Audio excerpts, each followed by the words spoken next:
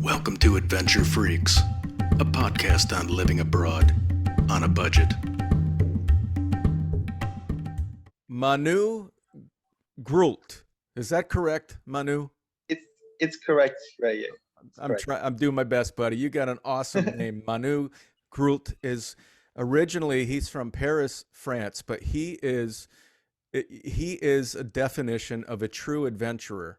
And it's a pleasure to have you here today, Manu. Thank you so much for doing this, man.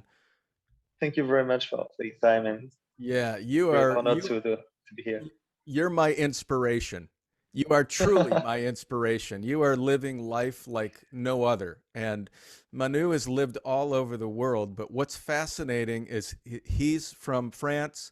He was in the military in France, and he was a pilot for the military, fighter pilot. Is that correct? Yeah, just student fighter pilot. Yeah, student fighter pilot. I'm Yeah. happy not having to go to any war and stuff like that. You never saw action. No, I was there for planes actually. I was always like fond of planes. I'm young, and I was there Yeah. for the planes more about product action. So Yeah, that's just impressive alone. What's the fastest plane you've ever flown? How fast?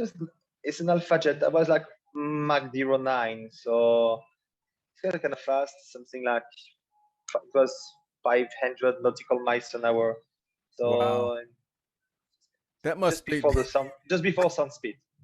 that must just be exhilarating, and the G forces and Yeah, GeForce is it's fun actually. Yeah, it's very nice, like a nice roller coaster. Yeah. okay. So what's really amazing is that Manu now lives in the Amazon, and he's Yeah. studying. He opened up this retreat center called Naturalia Yes, Retreat Center. that's right. Naturalia Retreat Absolutely. Center.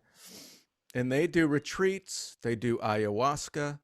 It's a healing center. They teach people about plant diets and how a variety of plants and extracts from the Amazon can help them. He is studying to be a shaman. And you've been there for how many years now, Manu? Now it's been more than 2 years and a half. More than 2 years and a half. I'm still in the jungle. Yeah. So he lives in the jungle, and he lives in Yeah. this amazing city called Iquitos in the Amazon, right on the Yes. Amazon. And Iquitos is a city in Peru. And the only way to reach Iquitos is either by plane or by boat. And I'm guessing that Manu reaches it by plane. I did by plane, and actually, like the last few days ago, I took a boat on a where I was super happy to be at where the Amazon River begin, with a very like local boat. I come back from a bit in the south on a trip. I was on a trip. It was beautiful. I mean, I was where the Amazon River just started. I was feeling, like, wow, that's a place in the world. It's great. Yeah. That was great. Yeah, but still by plane, mostly by plane generally. I take the plane, it's faster. Yeah. But I don't Yeah. move a lot from my jungle. I don't move a lot from the jungle, actually. Well, Manu, it's only been like a couple minutes and you're already my hero. I mean, so here's my, how coming from Paris, France, you've traveled all over, but how did you decide to live in the Amazon and study to become a shaman and get into healing people and starting your retreat center? How did you find the Amazon? Well, it's a I never planned that actually. It just came like this. Like in all my life, I just followed the flow. I was living in Bali for 5 years, running a retreat center, scuba diving center. Sorry, with my girlfriend who had another scuba diving center, and we wanted to leave and make something together. And I said like, okay, we were thinking about Bali before, but then we're a bit like fed up of Bali, and like, and it's been like 11 years I go to Peru on regular basis, on every 2 3 years.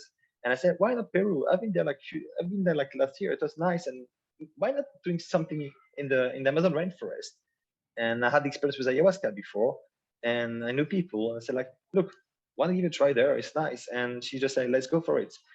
And so we just arrived a few years after, and like 2 years after, when after some work to raise money also. And the thing is, we just arrived on the 16th of May, 2019, in this place that we bought. in the wild jungle with like some like basic tents and plastic to cover from the rain, and we in some workers, and we had to build everything from scratch. So it means like for 4 months, at least 4 or 5 months, we were just like going in the toilets in the bush, washing ourselves in the river, and until like we discovered what's luxury meant step by step. Luxury, when I mean luxury, having a floor, having a roof, and eventually like a place where you can lock the door when you go to the toilets. That's luxury for us. Yeah, yeah. Did you build your place out there in the jungle? Yeah, we use some trees here and there from the jungle. But everything is built out from scratch from there. Yeah, Okay, so you built we had that. some workers to help us. Yeah, of course. I had a bunch of the builders were 2 or 3. We had some helpers sometimes way more, but and then I learned there. So now I do my own stuff. I build everything by myself now. So I learned a lot. It's nice. It's very interesting. You learned a lot here. Yeah, did you have to purchase property to build? Yes, I did. Yeah, I did buy land. Yeah. Okay, so you bought some land, then you guys got some workers, you kind of helped and assisted to build your center, your retreat center. And Yes. I saw some pictures. It looks beautiful, very nice. Thank you Um, very much. so when you lived in Bali and you had a scuba diving center, so you're a scuba diver as well. Yeah, I'm dive instructor. Yeah. You're a diver. Have you ever jumped out of a plane? Have you ever done any skydiving? When I was in the army, yes, but from very low, it was it was so crazy. Yeah. It Okay. was So like the speed to go down, the falling speed was it's as if you just jump from a second floor without anything at the same yeah. speed when you reach the floor. So it was a bit painful. I did 4 times. Yeah, yeah. Wow. So I mean, there's like that. It's just so cool, man. I mean, you're like you've been below the surface scuba diving, which is great, and many people would love to do that. There's a lot of people that haven't. And then you've skydived. You are a fighter pilot. So I mean, let's talk about that before we go deeper into the Amazon and where you live. But like, I mean, I'm so fascinated with flying planes, especially fast planes. I mean, what was that like to be a fighter pilot um, in the French military? That's impressive, man. But first, I want to insist on the fact I was a student fighter pilot. I was never active. I never just because I was kicked out before because I was a major vice president didn't really like me, so he pushed me away. Um, then what is like? I mean, flying. I mean, it's crazy. I mean, it's nice. What I really love is I really acrobatics around clouds. It's just the best stuff ever for me. I had like a very good souvenir of doing acrobatics and loop, roll, barrels, whatever around clouds. And well, it was like Star Wars, like they are in the corridor Yeah. on the Death Star, in the corridor, the same stuff over like flying over the clouds. But just amazing for that. Um, then like flying very close to another plane, just very few meters to another plane, doing acrobatics at the G's. It was crazy as well. Um, and yes, the navigation is crazy. I mean, you just cross the country in no time. It's Yeah. just great. I mean, like, Yeah. um, Yeah, because yeah. you're going how fast in those planes? How how Sorry. f- how fast are you traveling in those Well, planes? well, we were on navigation about like 450 knots. So it's in miles per hour would be something like 600 miles per hour, something like this. I would say 600 miles per hour? miles. Yeah, something like this. I had to Okay. convert maybe five. Yeah, between 500 and 600 miles per hour. More into kilometers normally, but yeah, it's about something like this. Yeah, Wow. 450 knots. Yeah, and what and the G forces that you feel on your body, is that intense? When you do acrobatics, yes, this plane was made for like 7 positive Gs and down to 3 negative Gs. Okay. Wow. But yeah, it was it was quite a feeling. Yeah, yeah. So then you you moved from Bali. Did you go directly from Bali to the Amazon to Iquitos? No, we spent some months in Spain to raise some money to as a scuba diver, and then we spent with my girlfriend at this time 7 months on a cruise ship in the Royal Caribbean to raise more money as a stage staff. It was not very passionate work at all, but it was a good way to raise money and build something. So you And then guys from the Caribbean, we moved to Peru right straight away, quite a lot. Okay, so you were actually hustling and you were working on a cruise ship making money. Yeah, also, yeah. I had some savings, but we needed more money, so yeah. Yeah, yeah. Okay. Was there any, so I do some counseling and I've been in the mental health field for quite a while, and I got into that field through acting. But acting was therapy for me because I was always dealing with performance anxiety. So it was like getting on stage and always rehearsing and being in front of people was a form of therapy for me.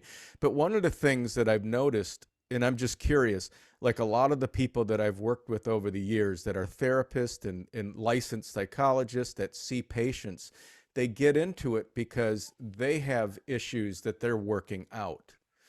So, as a shaman, as a person who has a passion to be a shaman and a healer like you and open up the retreat center in Amazon, were there things that you wanted to address personally in your own life that you said, "Hey, this is going to help me understand myself better," or understanding how to eat correctly might help with this particular ailment, or what? Was there any of that? It's an interesting question. I'm very blessed to have like a childhood without like huge trauma as much as I can find with people coming to see me here. I mean, it's crazy how, I mean, sorry for the word, but how fucked is the world? I mean, like, I see many people with huge traumas from many from a very young age. And Yes. I'm very lucky not to have experienced that. Like everybody had my high and lows, but it's more like um, I always help people anyway. Like since I'm a kid, since I'm a teenager, I was always like I was just helping my friends for everything. And the world of ayahuasca is very special. And the thing is, when like the more I go into the shamanism and the more doing ceremonies, I understand anyway it's not about me at all, and it's not me anymore. It's you're just channeling an energy, a healing energy from say like the plant spirits, or and it goes far above that. And I mean, we could talk about hours about that. But yeah, it goes. You go over other worlds. Actually, it will give you like some energy. Entities come to help, but it's everything but about me. I'm not here anymore. My identity, myself, Manu, doesn't matter who I am. I'm just like channeling something to help others. Yeah, yeah. So, and at the same time, I learned stuff even by myself. Tried getting better because I'm not a perfect guy, and I'm French, so I'm rude and mean at the same time. That's my blood. So I mean, and I'm of course I'm French, so I'm arrogant, of course, you know. And so the thing is, I work on all this stuff at the same time. So of course, I mean, the thing is, I try to get to be a better man as much as same as I try to heal people and help people. Uh, so yes, it's a healing process for everybody at Yeah, the same yeah. time. Yeah. That's awesome. So tell me a little bit about studying to become a shaman in the Amazon. Um, what is that about, and what's involved in that process? Time, time, patience. Thing is, it works with plant diet. The teachers are the plants. A mentor would advise you and follow you what kind of diet you have to do, or give you tips about how to conduct the ceremony, about what happened during ceremony. So the thing is, I work in my center. I'm not the shaman at all. There are like very experienced people who were born in families, and I'm very happy that they helped me also through my process to become this and how become shaman. Because I mean, the ayahuasca asked me like this. I mean, I had this do you want to be curandero? And I didn't answer once. I answered twice. And the third time, the plan decided for me and said, no, you learn that and you go that way. And it's a beautiful way. It's a very beautiful thing. You go through many things. And what is very important for me in our place there is that we stay grounded also. We don't want to be like very high people talking about like, oh, with a special vocabularies and making people trip. We are here to heal people and not like giving some stuff like to get high, go to Jupiter, and people get very confused in many places. So I try to stay grounded and realistic at the same time, going very far away in other dimensions with the ayahuasca. But it's a very good stuff to balance actually. Yeah. But yeah, Manu. there's no school to be a shaman if you want to. It takes Yeah. time, diets, sacrifices, and yes, but there's no school to become a shaman. It takes years and years and years. So I'm far Sure. away from saying I'm a shaman, even after 2 years and a half. Yeah, from Manu, for the people around the world that don't know what a shaman is, explain what that is, because it's like more like a doctor in the States, but Yeah. they're using methods from thousands of years ago of knowledge and Mm. information from plants and roots, right? Is that correct? Think first, shaman is not the right word. Shaman is it's a Mongolian term actually. The real word is curandero, which means healer in Spanish. That's the real word we use. Shaman is very like used for foreigners because it's easy. People understand what it is. Kind of a doctor, magic guy, if you want to. The real name is curandero. It's a healer or a maestro, like a master. They How do are you just normal people. how do you Sorry? spell that? The real word Cur, of curandero is Curandero. This means curandero, yeah, curandero. It means literally healer. healer. Okay. Yeah, this is a real word. Shaman is a word used by foreigner, but that's why I use shaman. But it's not correct anyway. It's like curandero or maestro, depending on the ethnic. And they are normal people like you and I. They don't have superpower. They have a family to feed. They have kids, and that they have to set to school.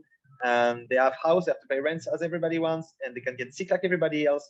They're just people who have an amazing knowledge of plants, Yes. and they know what plants to use and how to use it to cure diseases, and how also they know this have knowledge by ayahuasca. Also, the plants during the journey of ayahuasca tells you what to do to cure someone. It could be with a plant, could be energetically talking, could be using some stuff, other stuff. Yeah, but they are healers. But because they are healers, they are doctors, as you can say, yes. Yeah. Using nature.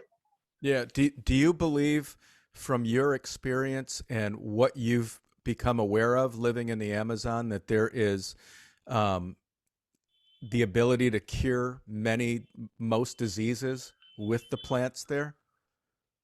Like originally, like most of the molecules used in the laboratories come from plants. They're just Yeah. more concentrated. Anyway, so I mean, the rainforest, nature, and not only the Amazon rainforest, but everywhere, wherever you live, I mean, nature is a pharmacy. And there are always, since the beginning of ages, people who knows the plants where they live. So if you live in North America, you have a lot of plants you can use. If you look anywhere, it would be in Asia, in Africa, anywhere in the world, there are medicinal plants. There are now other in the Amazon island, the ones in the Amazon. But yeah, Yeah. it works. Definitely, it works. Yeah, yeah. I've Yeah. seen things. Yeah. Well, I remember I was in Iquitos a few years back, and I did a kind of like an expedition, and I did some photojournalism work in Iquitos, and I had an incredible experience, and I did the ayahuasca, and I didn't even know what the ayahuasca was at the time. This is probably about 15 years ago that I was in Wow. Iquitos. And but one of the things that I remember, there were people that I noticed that were walking around Iquitos, like that beautiful square, and there's a fountain in the Mm-hmm. city center of Iquitos, and there were people that were walking around, and they had obvious ailments or illnesses, like they had bulges and things, on their body, and then people that I'd met were telling me that there's a lot of people that travel to Iquitos because they're terminally ill and they're looking for a remedy or an alternative, you know, Mm-hmm. some form of medicine that may be able to save them. Have you seen that at all, where people are terminally ill and they're heading to the Amazon to find some form of cure? Uh, it was like it was like 4 years ago. I was like facilitating in a retreat center, and there was this young guy. He was his early 20s. He had a lung cancer, and all the doctors said, "Man, there's nothing can be done." And today he's just like traveling the world in perfect health. Wow. Yeah, and that's it. I mean, that's where it becomes really, for like modern medicine, and people come to this conclusion like there's no alternatives, then there's people that go, well, and there's such a large percentage of plants in the Amazon where they really don't understand the power of these plants yet, or they don't understand the medicinal properties of these plants. Is that correct? There's also not only the plants, but the diets going through it. The diet is like something very strict. Could be just like maybe once or twice a day, like basically just like a plain rice with no salt, no sugar, no oil, nothing, and just like a platano, like a banana plantain, if you want to. And you cannot eat with anything with milk, sugar, oil, salt, no citrus fruits, nothing. But it's some very strict diets, just basically like bowl of plain rice and with platano, and that's it. And you have to follow this for very big disease like cancer, for example, for months and months and months. It's not only the plants, but all the going through that. And that's part of it. It's not only the plant, because I think it boosts your immune system. The fact to eat without salt for a while, without like processed sugar for a while, it's one of the only detox diet can detox your body in the cellular level.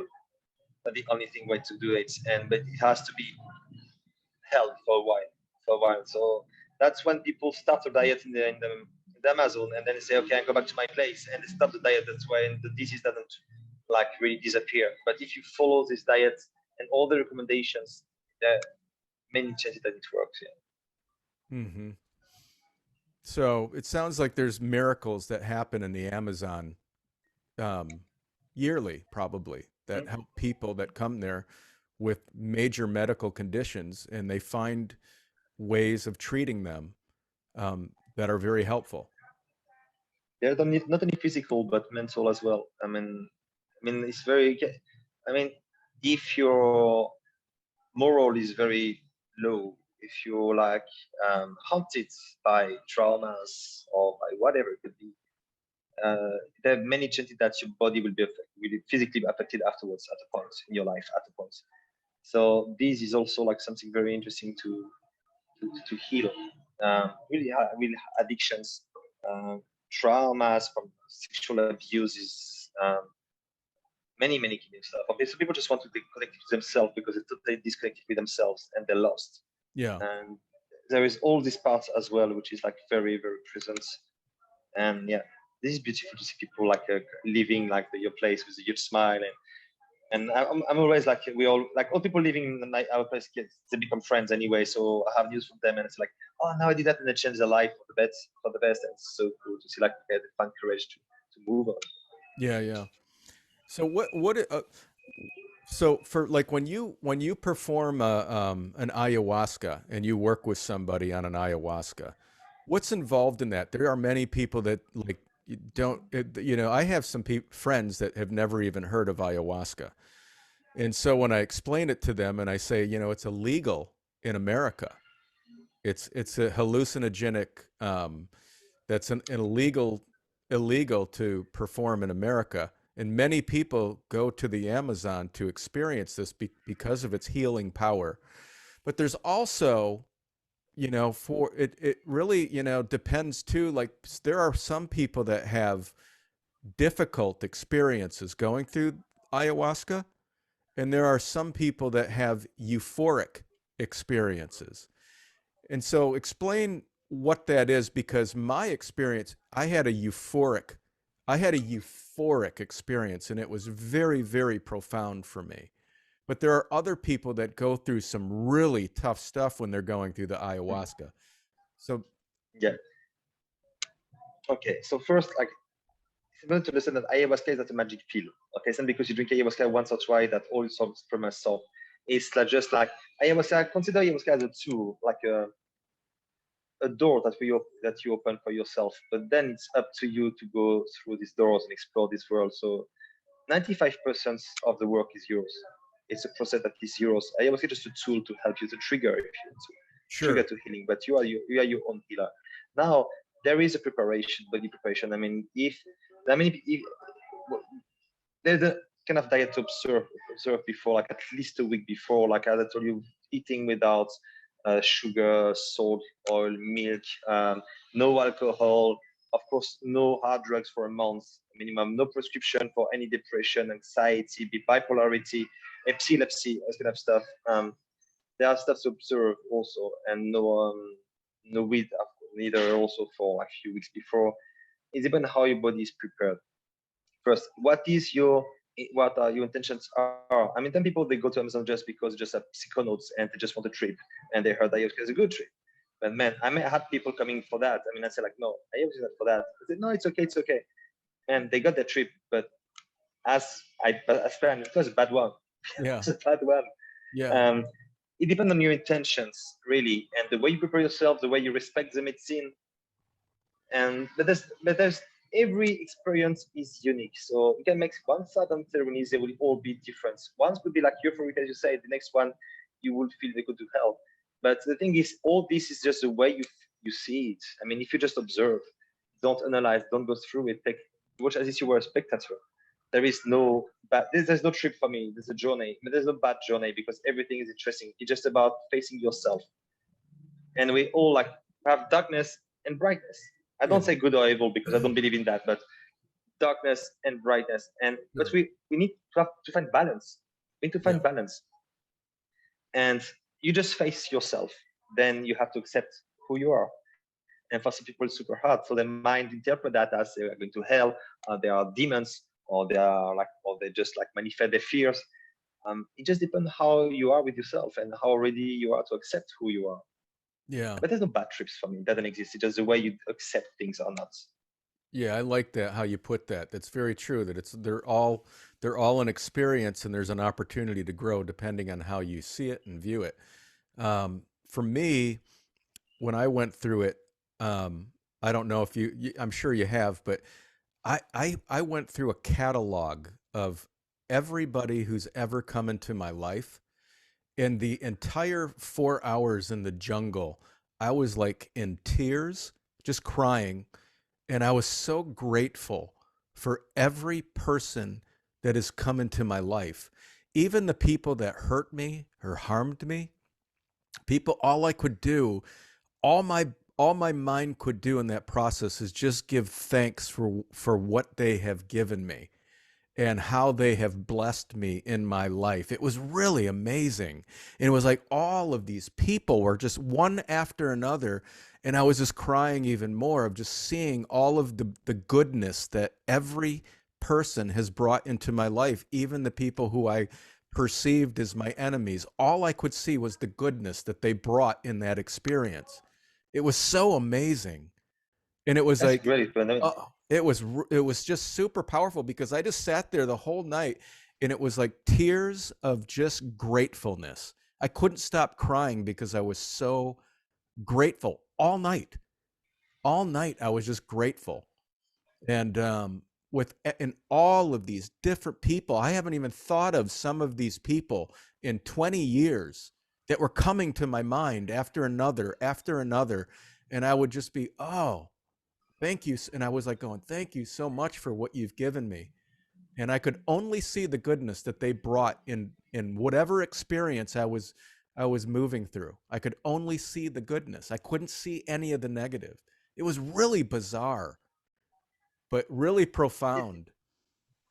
Yeah, I mean, you found like gratefulness and forgiveness, Yes. and it makes you feel a lot of like all the anger, all the like bad feeling when they're gone. I mean, makes you feel very, very light afterwards, like opening eyes again for the first time. It was really amazing. So yeah, it is a very fascinating experience, and I think there is an incredible power behind it. You're right, though; it is becoming trendy, and there are a lot of people that are just doing it to go, experience and get the and feel and disappear and go. Have you heard? There's a bunch of other things now, like psilocybin is climbing. The psilocybin is mushrooms, and now there's a thing called the toad.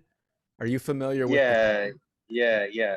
I know. It's like there are like Toad, and there is Bufo, there is San Pedro, there's all kind of stuff. The problem is now it's so trendy that some places and many actually they offer the same week like a package, like get high with everything and find on the Amazon. Like the first day you have a combo, second day take ayahuasca, let's have San Pedro, and then a bit of toad afterwards, and you will be healed. It's bullshit. I mean, Yes. every medicine is they have their own energy. If you mix everything at the same time, you get confused. You don't understand anything of what happens. This is crap. It's like very touristic stuff.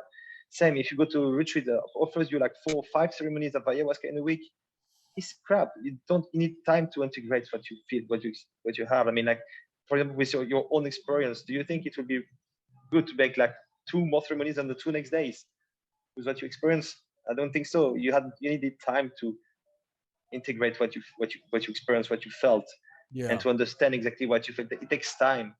So the thing is, there is no native who do that anyway. It doesn't happen. Yeah. A native would go certainly once in their life if they do, or twice if they do.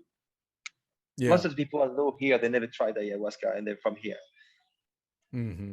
So yeah, it's trendy. It becomes trendy, and there is kind of new age stuff, and they mix everything. Like you have to go in white, and then they speak with a special vocabulary. There is this like your ego, and I died 5 times during ceremony, and I saw that, and all this love, and also they speak like and I vibrate with that, and now I'm living in the 11th dimension world. I mean, you don't need to go like this. It's crap. Yeah. Is it just? Sorry, but I'm sorry for people who believe that.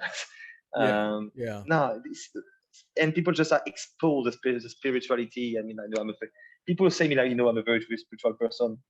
Someone saying like, okay, it's just to prove that you're not. I'm sorry, but you don't talk about your spirituality. It's something intimate, personal, that you don't have to share with anyone or to compare or anything. It's your own stuff. You don't have to share it. It's personal, intimate, and maybe only you can understand it. And there is this very trendy stuff to talk about this, saying, for spiritual people. There are people that add me on Facebook because they want to have spiritual friends, and they don't even talk to me. It just doesn't make any sense, Yeah. It's very true. I processed that experience. I mean, it took me time to just process my experience for days, months. I think even when I returned, I was just continually reflecting on that experience and how powerful it was. And you're right. I would not want to jump into another ayahuasca 2 days later, because that experience was so profound, and I really wanted to process it and try to hold on to that as long as I could, because I was in such a tremendous place. Like what you said, the anger was just, there was no anger. It was just pure love and acceptance of all of the things that have come into my life. And all I could see was the goodness of even bad experiences and what they taught me and what they gave me and how they helped me in some capacity. It was really, really, and I wouldn't want to dive into, like what you say, 2 or 3 more ayahuascas, because then I would forget about that experience, and I might have a different type of experience 2 days later, right? You would, definitely, you would. Yeah. So, well, thank you for explaining that. I appreciate it. So also what's intriguing about living in the jungle and living in iquitos in the Amazon is you are surrounded by animals that most people never see in their life. And so there's monkeys all over, there's sloth, there's incredible snakes. I mean, when I was there, I saw, and I actually held an anaconda, a real live anaconda. And there's this massive snake around and they're so big and powerful, and the head was moving closer to me, and I was like, oh no, it's coming close, and I was like, oh wow, this thing is so powerful, but it was so amazing. I was nervous, but then I befriended little monkeys that didn't want to let go of me. They're just holding on, and they don't want to let go. So tell me about the animals that you've experienced living in Iquitos. Do you have any pets, any wild pets, like you would like a sloth or? Well, I mean, no, wildlife is wildlife. We don't make pets with wildlife. I have like 5 rescue dogs and 1 rescue cat, and I'm about to have a second rescue cat. But I see sloths. Like there are sloths coming like by night, and they just like come and just. I had like very beautiful encounters with sloth. Actually, it's amazing. I mean, I just sat. The first one I saw, we just sat one just very near each other, and we just look at each other for 10 minutes. And he had a baby in holding a baby, and just super, just crazy 10 minutes, just like we look at each other like, what the fuck is that animals? It's weird, but we looks friendly, so it's okay. So, and we have like sloths like coming sometimes around. Yeah, and we have monkeys, very small monkeys, jumping around there. Um, they stay where they are. They're curious. They stay around. Then we never touch them. We leave them. Then I saw recently. I just like because my dogs are hunting everything. So there was like I think in a hole, like, and I just removed the huge opossum, nice opossum. So I managed to find the opossum to get out the hole so we can escape and get free of my dogs. There are like tattoos. We saw turtles. We saw huge frogs. Frogs, huge. A lot of them, huge ones, huge ones. Spiders, I'm very like, yeah, not like spiders, but I don't see big ones a lot. And I saw one bigger than my hands, like a tarantula. As tarantula, I saw like maybe in 2 years and a half, I saw 3, 4 of them or more. Snakes, there are snakes in the jungle. Of course, we don't meet them much. Dangerous ones there are, of course, but we don't see even let them. We have like some faninga, which has a very inoffensive ones. When we have like dangerous one, I don't like it, but I kill them just because of the people living around me. That's why I don't like it at all. I always feel super guilty for a long time. Every time I do that, I don't have to do it a lot. So I'm very happy with that. Every time, yeah, but we leave things live around. You know, we are in their place. We are the guests there. So we try not to touch anything. We leave them doing their stuff. We are like a lot of birds, huge butterflies, beautiful dragonflies, fireflies, every day, all the time. And like crazy bugs, crazy insects, crazy caterpillars, toucans, like paucars, like other birds, parrots. Yeah, it's part of the day. That's what I miss when I'm not there. Actually, like being in Iquitos in the town now means terrible for me being with wolves. I don't have wolves when I leave, and I hate being in between wolves. And I don't hear the sound of nature. I don't hear the nature around me. This is I get really used to it. It's like people in town, you know, when they travel, when they don't hear the bus on the road, they cannot sleep, or when they don't hear the fan or the aircon, they cannot sleep. It's the same for me if I don't hear the sound of nature around. It's very hard. It's crazy, but yeah, get used to it. Great. Wow, that's awesome. That not touching the animals is important, correct? We don't want to touch them because sometimes that will impact how their mothers or family accept them back into the pack, or Yeah, and I mean, they have bacteria that we don't like, and we have bacteria that they don't like neither. Like what pandemics are come from? Where pandemics from anyway? Is because encounters of animals that we shouldn't. Mm-hmm. That's where pandemic come from. And the more we destroy the rainforest, the more we meet animals that we shouldn't meet, and that's why we interact with animals like this, and that's why we can have this and spread our disease as well. Yeah. So it works with plants, not only animals, but also everything. That's why we ask people when they want to hug trees, they are very welcome, but please don't put like gel of mosquito repellent or whatever, or soap, or like sun cream, because we don't want like chemicals to interact with nature. Yeah. So just like basically basics. There's large cats in the Amazon as well, right? There's like, isn't there like pumas out there? No, I don't live far enough, unfortunately, to find puma. They are like a few hours away from where I live. There are the tigrillos, which is a huge cats. We heard some like a few weeks ago around. But you know, like the natives, they like to hunt also, and with all the deforestation there is, you know, with the sounds we make, this kind of wild animals, unfortunately, they stay very far away. Fortunately for them, so it's gonna like survive. They go like much more deeper in the rainforest. Yeah, but yeah, there are some around. Yeah, they can come around sometimes, and our place is very protected, so we have more and more animals actually because they know they're safe. Yeah.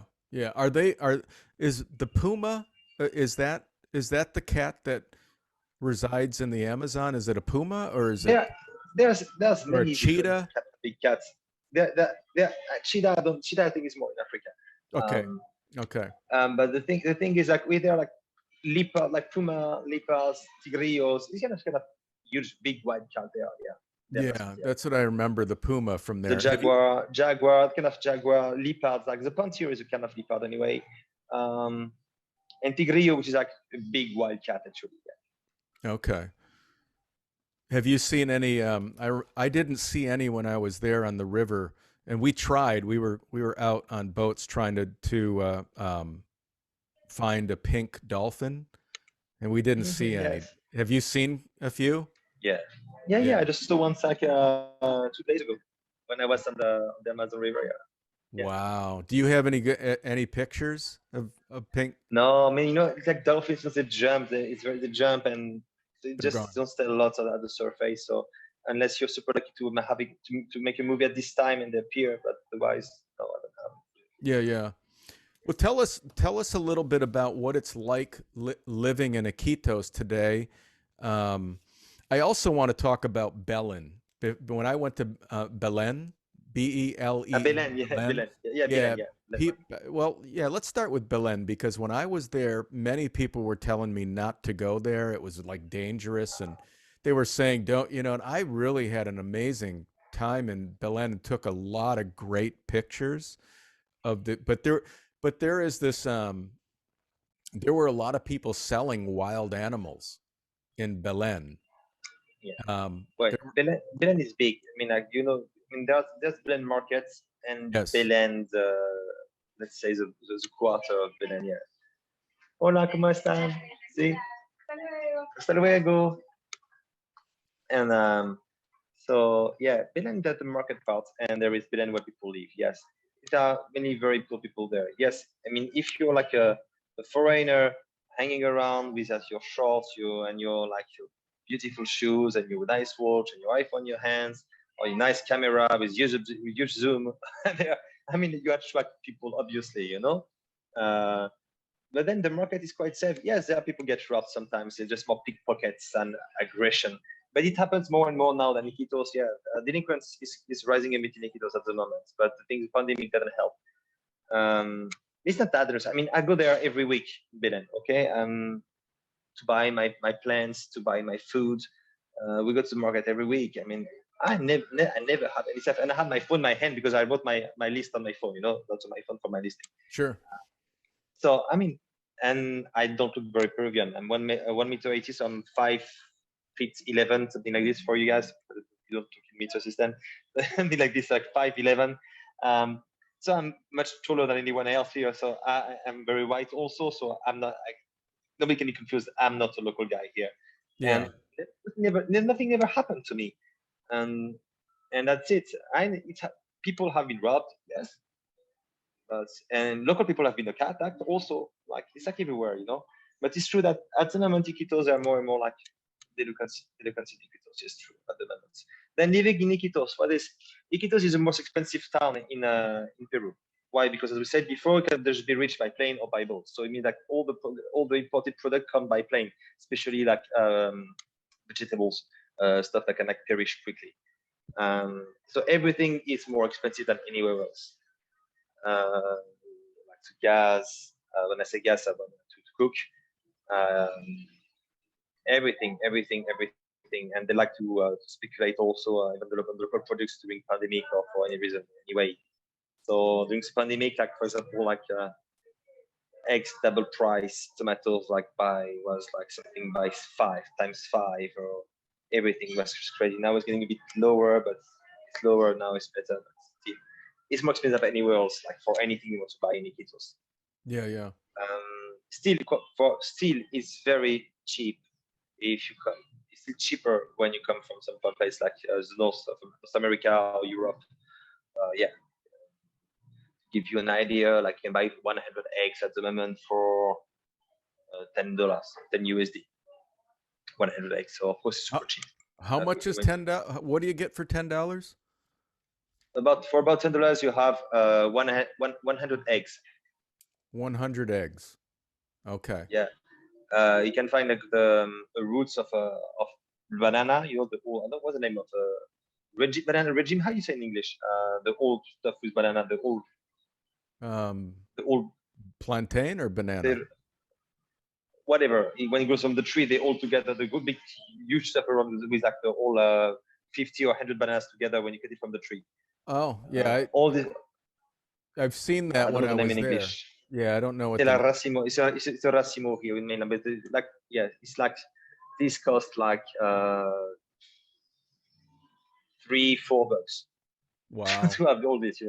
Wow. So yeah, rice you can have 1 kilo of rice is less than $1 here. So same for 1 kilo of sugar is the same. So yes, if you compare to the cost of life, if with like North American or European incomes, yes, it's cheap. But now, if you replace the conditions here with local incomes, it's super expensive. Sure. Yeah. So groceries per month, how much would groceries cost you per month there? May depend on how many guests I have, but it can go easily with all the people I have to feed.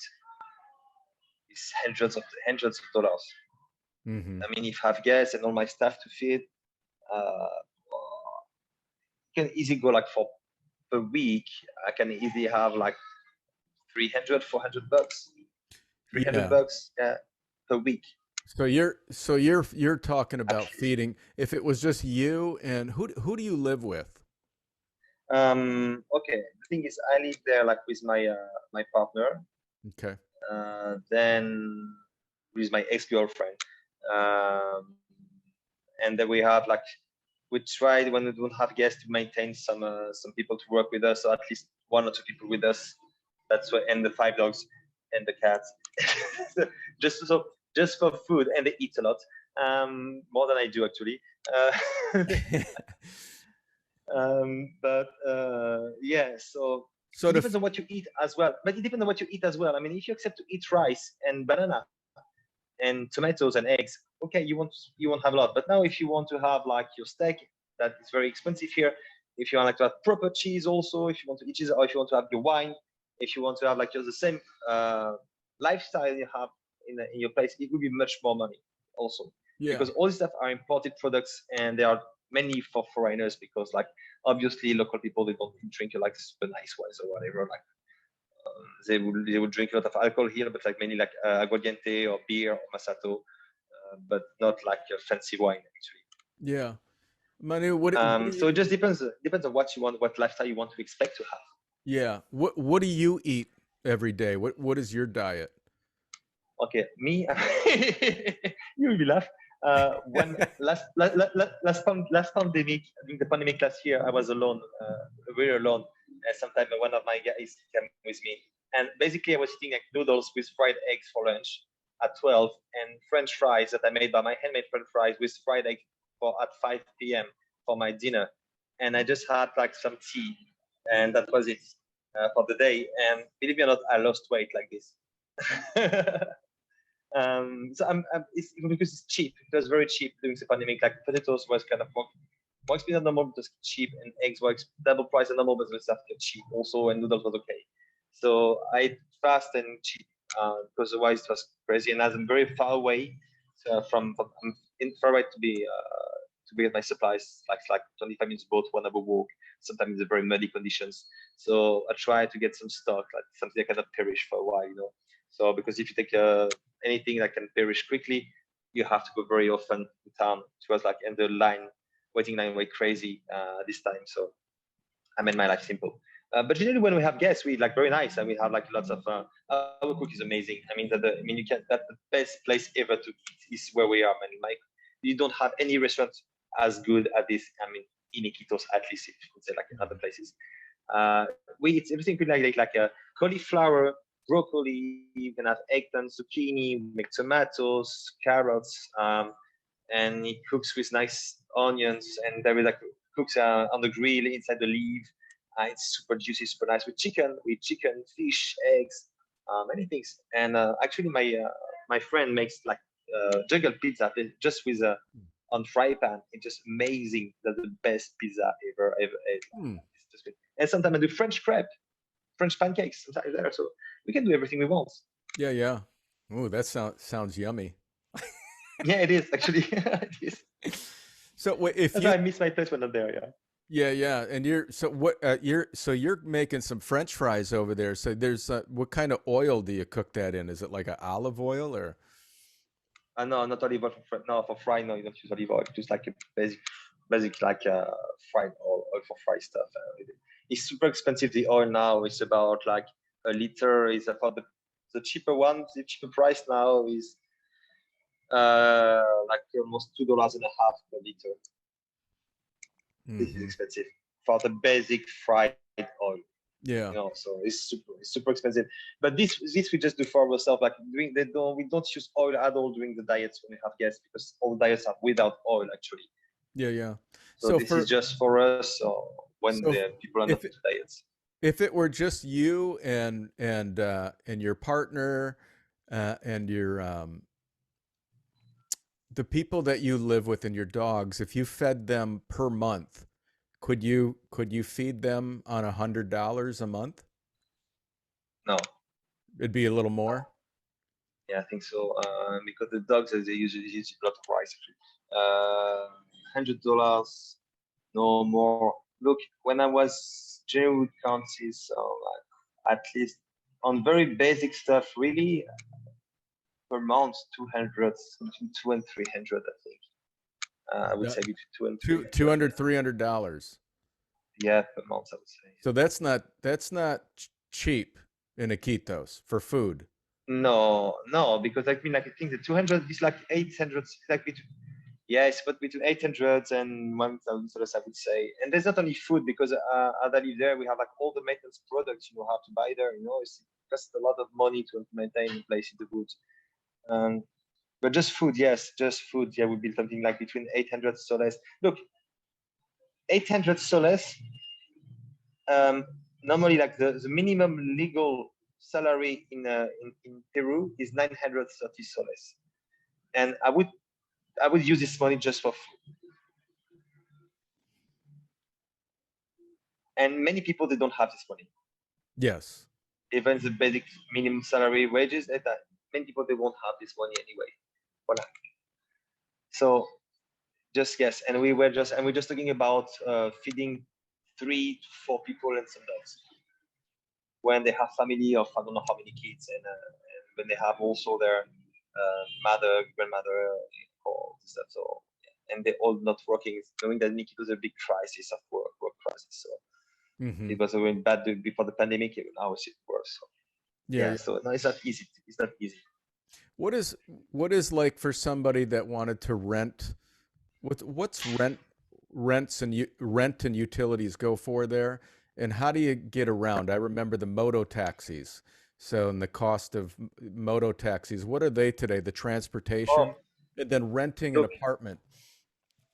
look, an apartment. I have a very basic room, which is about like hmm, I would say my room is about like in square feet for you guys. It could be something like 50, 60 square feet. So as big as one bed, and there is a 1 3 square feet bathroom with like with no water pressure, cold water, and there's nothing else. This about I paid like 50 bucks per month. This one.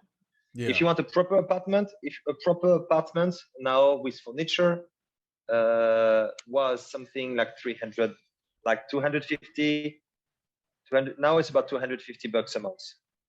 And that would be in probably the center of Iquitos. Yeah, anywhere around Iquitos. If you want to have an apartment with nice with furniture and a kitchen and equipped and everything, and you be have at least would be like 1,000 soles. So yeah, about 1,000 soles, like $250 now with the current change. Okay. Now motocarros. Now the thing is, the last 2 months the price of the petrol rose of 40%. So it's a lot. Now just like let's say you cross the town by the two extreme parts of town for $3. $3 when you cross the whole town, like for really the all extreme. Yeah. Generally a ride is about like less than a buck, like 75 cents per buck. Okay. So it's, Even like depend on the distance actually. Depend on the distance, but the average would be, let's say, like 75 cents. Yeah. Which is still very affordable for expats, people that move there. Yeah, Maybe not yeah. so The much thing for is, the people that live there, but definitely for people it's that move. okay. The thing is, okay, but it goes fast, because when you go like every time, like from one place to another, when you're shopping, I mean, it's easy to get at the end like $10, for this, and then I have to take boats, and I mean, it goes fast. Yeah, yeah. It goes very fast. But so the problem is also like, as you are, we always have to be very careful. Also, like it happens many parts as well. Like for you guys in Hawaii, like now the thing is with all people from the states moving in Hawaii, it's impossible for local guy in Hawaii to buy a house because the price got totally crazy. Yeah. And like it's happened, for example, in many states at the moment, because everybody from California, they leave California because of all the economic strict stuff, and they go to Texas. And now Texas, now all the prices of the real estate are going crazy because people are moving there and they have money. So what happened is like all the kind of countries, the same when I was in Bali, the prices rose because of tourism. Yes. Because tourists accept, because of course, like you take a ride in taxis, it's just $5, I don't care, take $5, but even $5 is twice the real price. Yes. So the thing what happened is the tourists and then the motor taxi, they don't want to take anyone else for less than $5 because people pay for $5. Why should I do the same work for half twice, Yeah, yeah. half the price? So this is very important, like to be very careful with all this. It's cheap to live here. Yes, it's cheap when you have incomes from North America or Europe. Yes, it's cheap. Yeah. But never forget that there are people that don't have the luck to have wages and even the minimum local wages. Yeah, yeah. And that's the way you can really really just grow an economy. Like quinoa, for example. Quinoa is very trendy for like all vegetarian, vegan people. Like quinoa is nice. But like before, like in South America, quinoa was very, very cheap.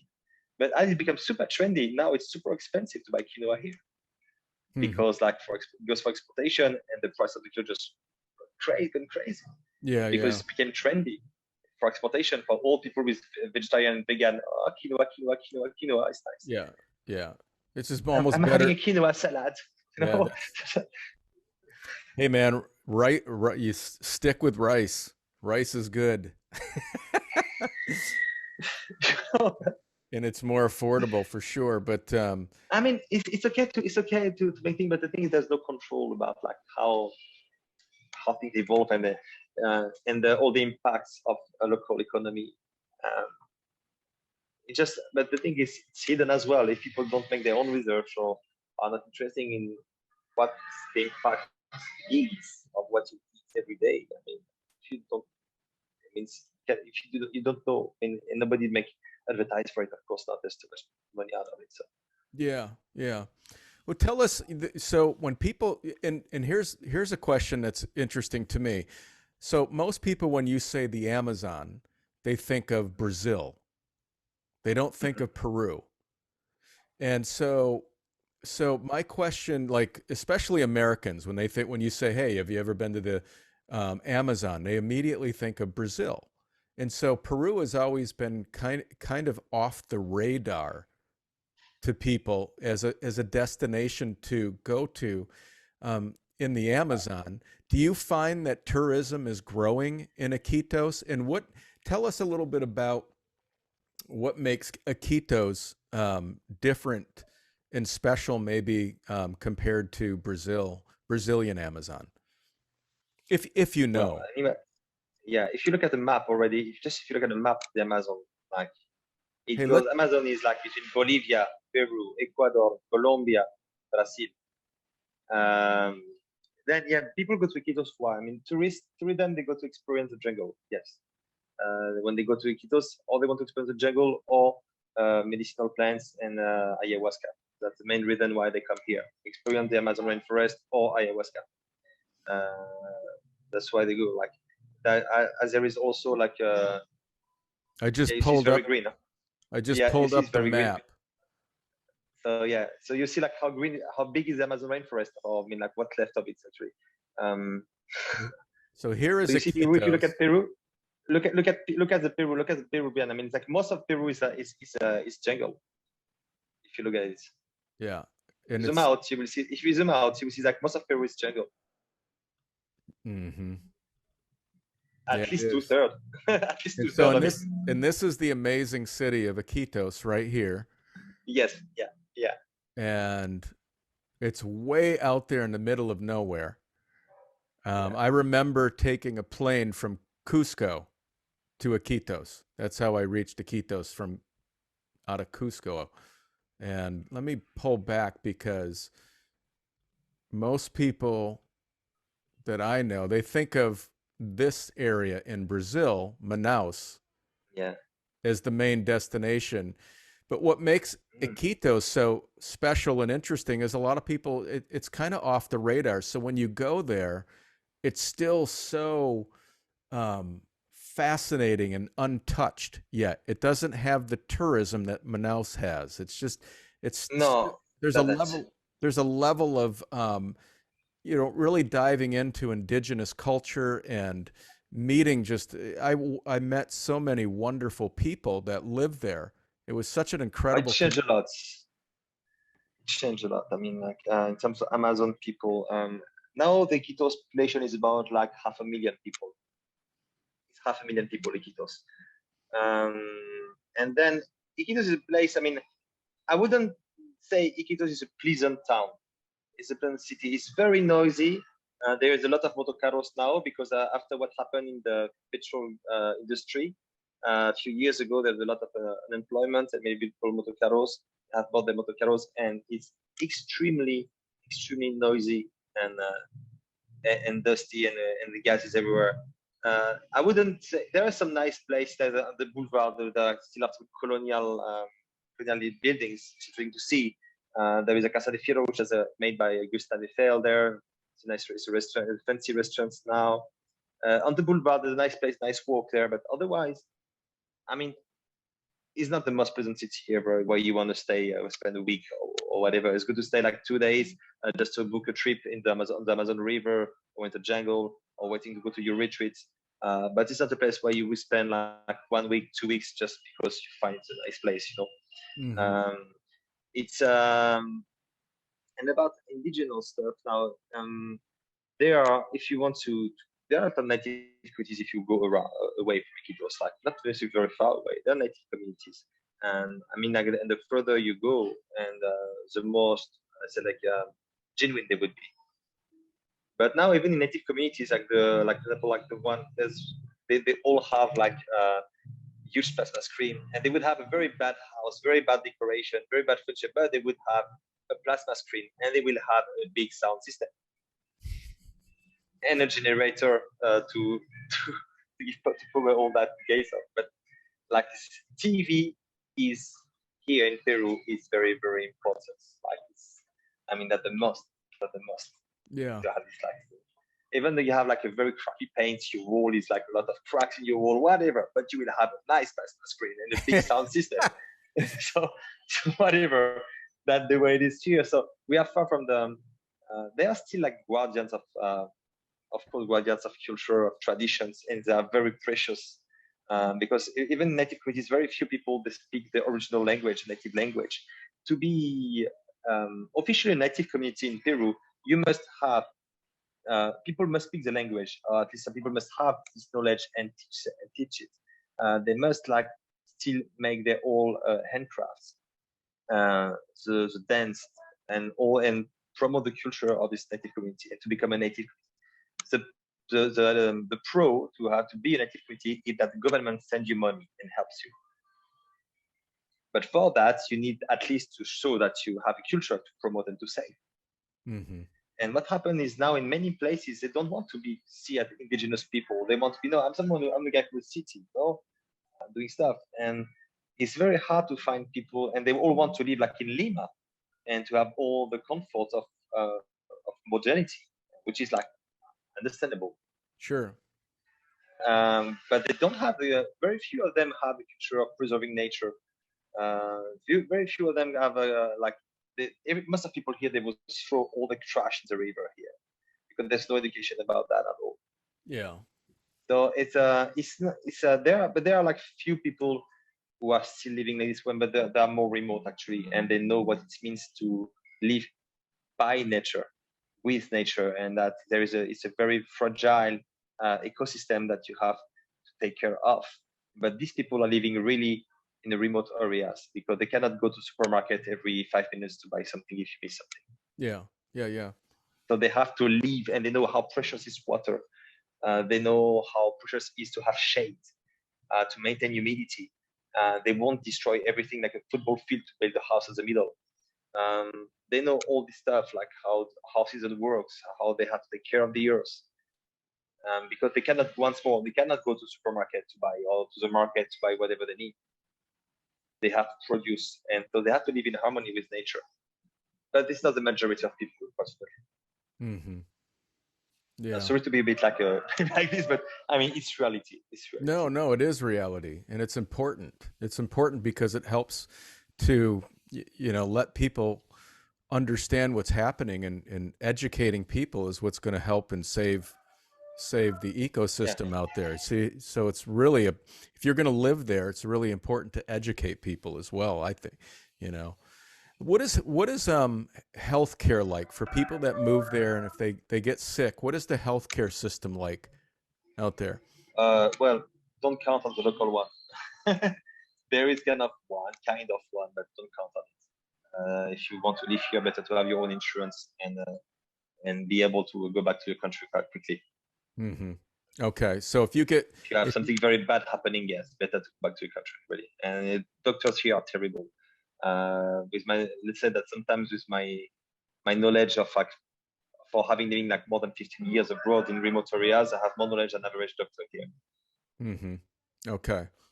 So if you get really sick, you're going to head probably back to France. And if I am very, very sick, like yes, really, really, really, really, really sick. But when you have a healthy way of life, you're never sick anyway. Sure. Okay. So it's more like if something very bad happens, like but otherwise I wouldn't. Yeah.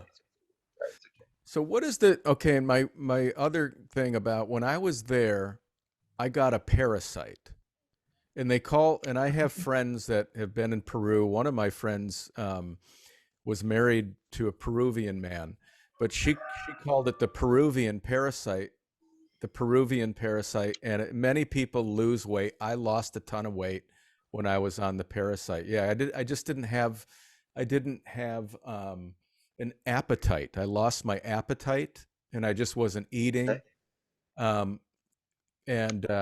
What I did is I actually had a friend who was a naturopath or Oriental medicine doctor who gave me some natural medicine to take, and I took it for 2 months, and it eventually worked. But I had to take it consistently for 2 months to kill off the parasite. Have you heard of that in Peru? Have you seen people with these parasites?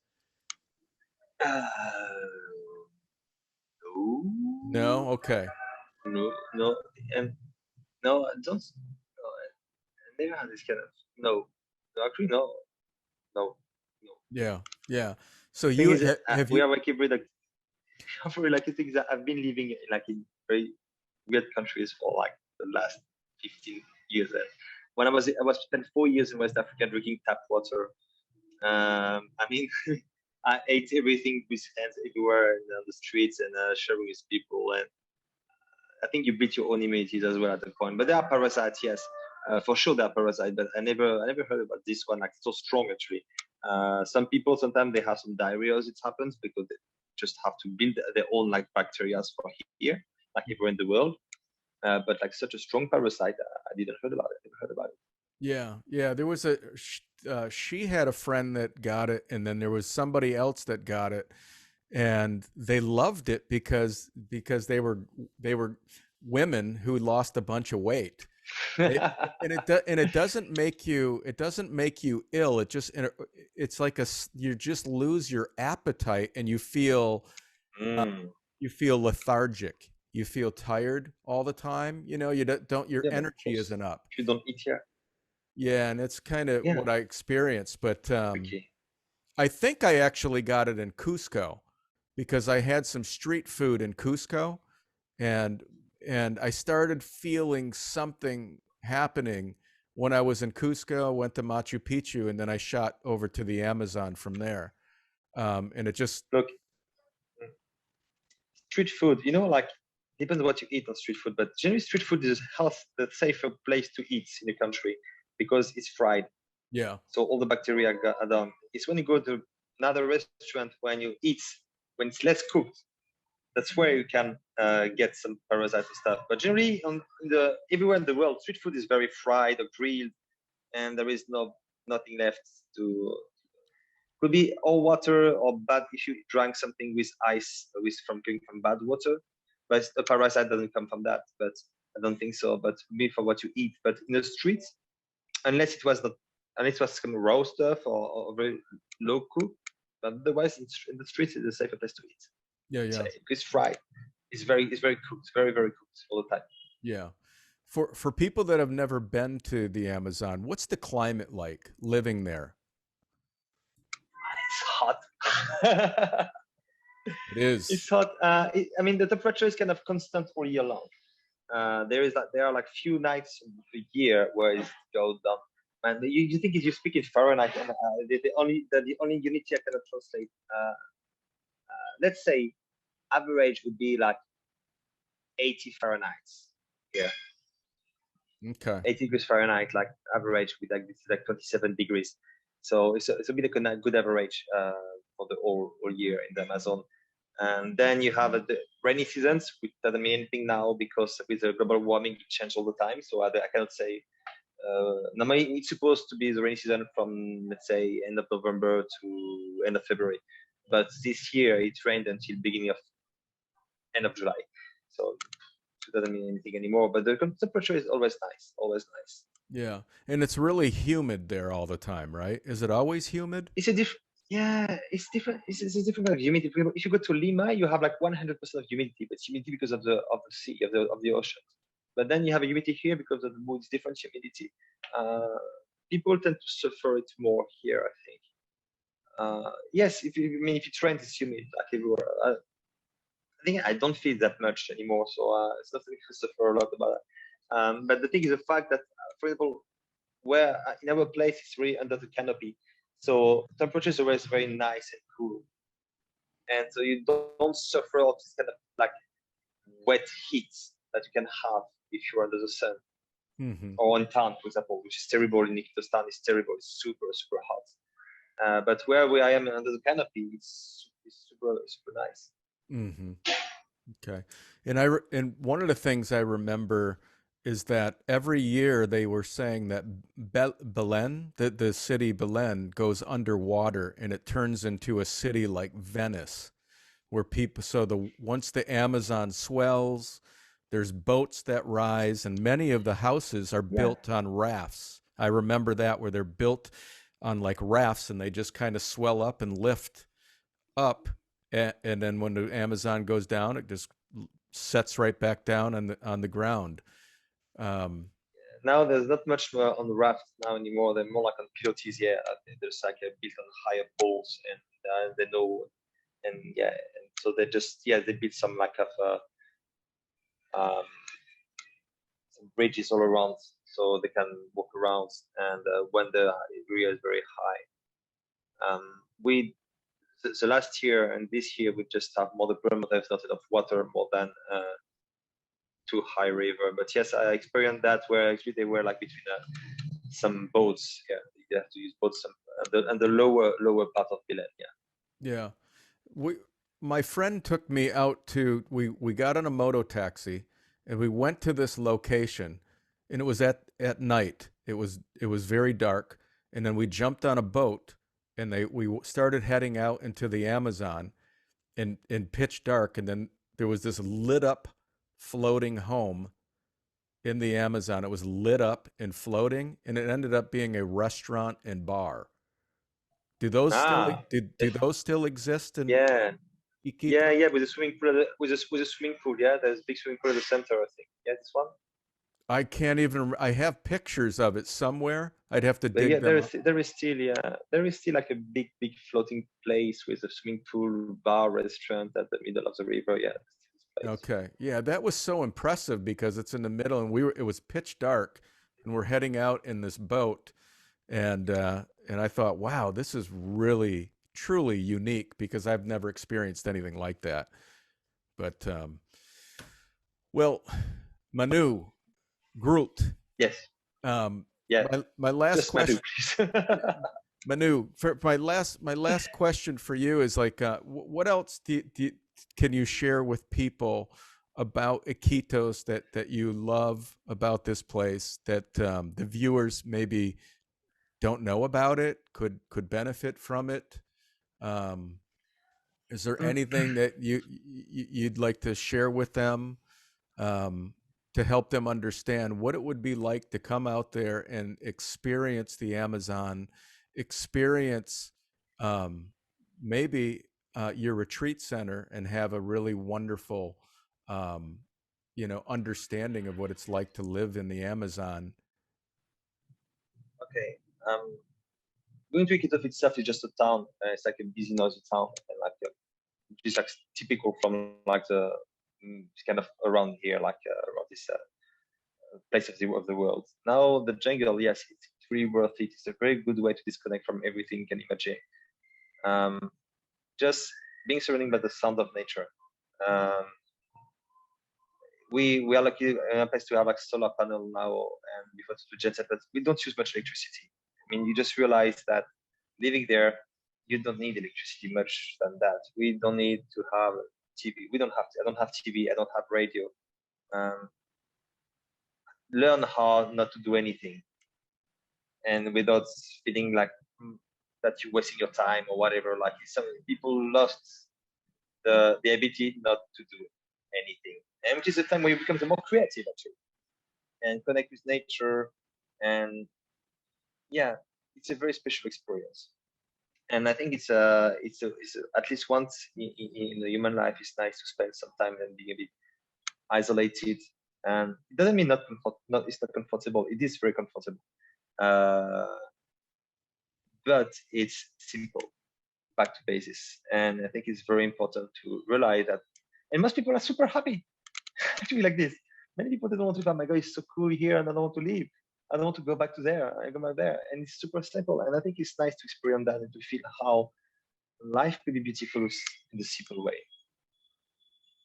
I love that, man. It's so true. It's just finding a way to create a life where you can live simplistically and continually grow and develop. But I mean, you're right. There's most people live in a world today, and you're surrounded by stress with work. You're rushing. There's expectations.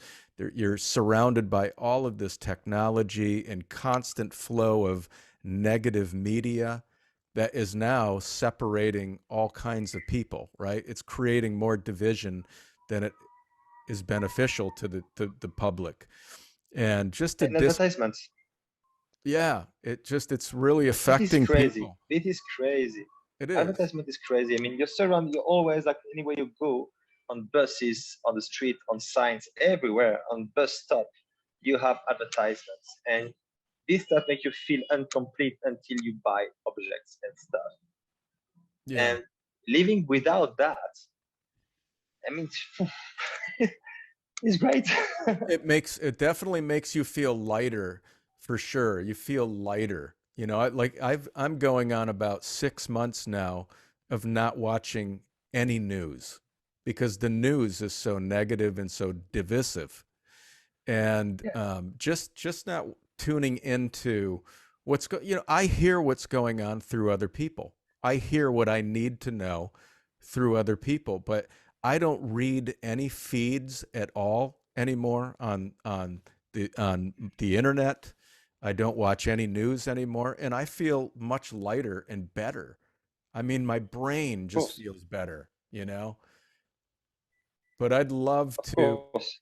yeah, but I'd love to go on a retreat where you are just removed from your phone, from everything, and just um, relax in the midst of nature and surrounding, because it's just so powerful and it is healing for me, and I think for everyone. Yeah, it is. I mean, life is just great. I mean, I was like a few months ago in France, and I stayed with my father's apartment. He has a nice apartment. It's very comfortable. His space, the space there is like had like a nice fridge with nice French food. My God, I got something like 27 pounds in 2 months. But the thing is, but I was looking at the window, and man, there's just concrete. There are a few trees. I saw 2 birds. I couldn't hear any bugs. I couldn't hear nothing. Couldn't see any animals. There's concrete, and I felt trapped. I mean, I live in a place where there's no walls. Just my walls are mosquito nets and woods, but I don't have walls. I mean, most of the places it's just no walls, just mosquito nets, and I can't stand walls. I can't stand walls. I mean, it's just crazy. Yeah. And it's a real experience to be there like this, and yeah, it's very special. But it's something it's easier. It's very hard to describe all these feelings, deep feelings, because it has to be lived, I think, to really feel it. Yeah. Well, Manu Groult, you're truly an inspiration, and the way you're living your life is powerful. And I just want to thank you so much for taking the time to be on the podcast today and share your experience and your life journey and what you're doing as a healer in the Amazon. What we'll do is Naturalia Retreat Center. We're gonna put that at the end of the podcast, so anybody who wants to reach out and contact you and set up a time to come out can do so. And but thank you so much for taking the time to do this, man. I really appreciate you and appreciate what you're doing.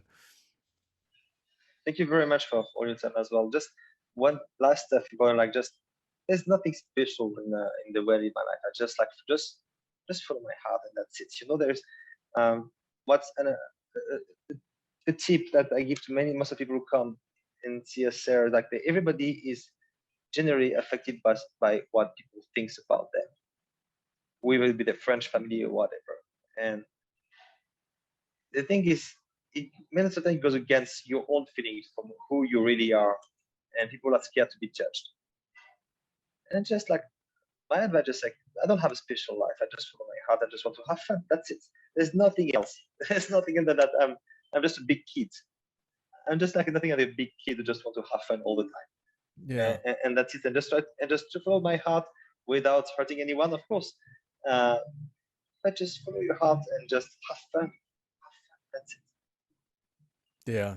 Well, I love that, man. And let's end on that note, because that's what we're all trying to get to, is to be kids and look at the world in a way that's pure and fun and joyful, where we're not harming anybody. And that's in my opinion the best way to live. So Manu, thank you again so much for doing this. I thank you so much, buddy. Thank you very much.